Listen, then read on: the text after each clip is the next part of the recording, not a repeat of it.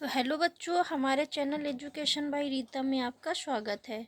तो बच्चों, हम ये क्लास 6 की हिंदी है मंजरी, जिसका चैप्टर नंबर है 13 अमर शहीद भगत सिंह के पत्र। चैप्टर का नाम है अमर शहीद भगत सिंह के पत्र। किसको किसको मरने से पहले, मृत्यु से पहले उन्होंने खत लिखा, यानी पत्र लिखा। तो बच्चों, अमर शहीद भगत सिंह का जन्म सन 1907 ईस्वी को पंजाब के लायलपुर गांव में हुआ था। इनके पिता का नाम सरदार किशन सिंह था। सरदार भगत सिंह बचपन से ही क्रांतिकारी विचारों वाले थे। बड़े होने पर ये ब्रिटिश साम्राज्य को जड़ से उखाड़ फेंकना चाहते थे। चंद्रशेखर आज़ाद, रामप्रसाद बिस्मिल, अशफाक उल्लाह खां जैसे क्रांतिकारियों की तरह ही भगत सिंह का नाम भी बड़े आदर के साथ लिया जाता है। Bhagat Singh Hindustan socialist republican army के सदस्य थे। साइमन कमीशन का बहिष्कार करने के सिलसिले में पंजाब केसरी लाला लाजपत राय पर पुलिस ने प्राणघातक प्रहार किया था। पुलिस अधीक्षक सैंडर्स को इसके लिए जिम्मेदार मानते हैं। भगत सिंह ने गोलियां चलाकर उसकी हत्या कर दी थी। इसी मामले में दूसरा पुलिस अफसर मिस्टर भी मारा गया था। ब्रिटिश सरकार ने अन्यायपूर्ण ढंग से इन्हें 23 मार्च सन 1931 को फांसी दे दी थी। भगत सिंह समय समय पर अपने हितैषियों को पत्र लिखते रहते थे। उन पत्रों से उनकी देशभक्ति, त्याग भावना और स्वदेश के लिए सर्वस्व अर्पित करने की दृढ़ कामना का परिचय मिलता है। इस पाठ में उनके कुछ पत्र दिए गए हैं। तो नंबर 1 है, जेल में मां से भेंट न होने पर भाई कुलवीर सिंह को पत्र लिखा। प्रिय भाई कुलवीर सिंह जी, सत श्री अकाल। मुझे ये जानकर एक दिन तुम माँ जी को साथ लेकर आए और मुलाकात का आदेश नहीं मिलने से निराश होकर वापस लौट गए। बहुत दुख हुआ, उनको बहुत दुख हुआ। तुम्हें उनकी माता भाई आए थे जेल में मिलने के लिए, तो उनको नहीं मिलने दिया, तो वो निराश हो लौट गए और उनको बहुत दुख हुआ। उन्हें पता तो चल चुका था कि जेल में मुलाकात की इजाज़त नहीं देते, फिर भी माँ जी को साथ क्यों लाए। मैं जानता हूँ कि इस समय वे बहुत घबराई हुई हैं, लेकिन इस घबराहट और परेशानी का क्या फ़ायदा। नुकसान ज़रूर है, क्योंकि जब से मुझे पता चला है कि वे बहुत रो रही हैं, जब से उनको पता चला तो माँ बहुत रो रही थी।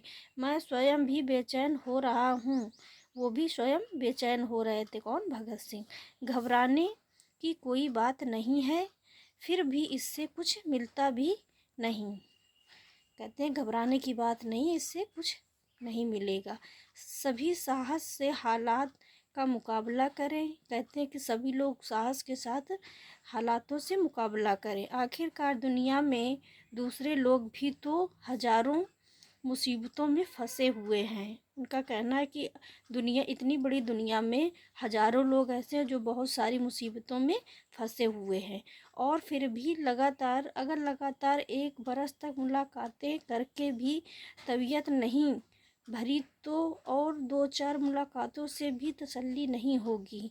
मेरा ख्याल है कि फैसले और चालान के बाद मुलाकातों से पाबंदी हट जाएगी। उनका मानना था कि फैसले और चालान मुलाकात के बाद जो पाबंदी थी वो हट जाएगी, लेकिन माना कि इसके बावजूद मुलाकात की इजाज़त ना मिले तो डैश इसलिए घबराने से क्या फ़ायदा। तुम्हारा भाई भगत सिंह, सेंट्रल जेल लाहौर, 3 मार्च 1931। अब सेकंड में क्या है, बलिदान से एक दिन पहले, फांसी होने से एक दिन पहले कैदियों को, अपने जो कैदी साथी थे उनको लिखा गया ये अंतिम पत्र है। कब? 22 मार्च 1931। स्वाभाविक है कि जीने की इच्छा मुझ में भी होनी चाहिए। मैं इसे छिपाना नहीं चाहता, लेकिन मैं एक शर्त पर जिंदा रह सकता हूँ कि मैं कैद होकर या पाबंद होकर जीना नहीं चाहता। मेरा नाम हिंदुस्तानी क्रांति की का प्रतीक बन चुका है और क्रांतिकारी दल के आदर्शों और कुर्बानियों ने मुझे बहुत ऊंचा उठा दिया है। इतना ऊंचा कि जीवित रहने की स्थिति में इससे ऊंचा मैं हरगिज़ नहीं हो सकता।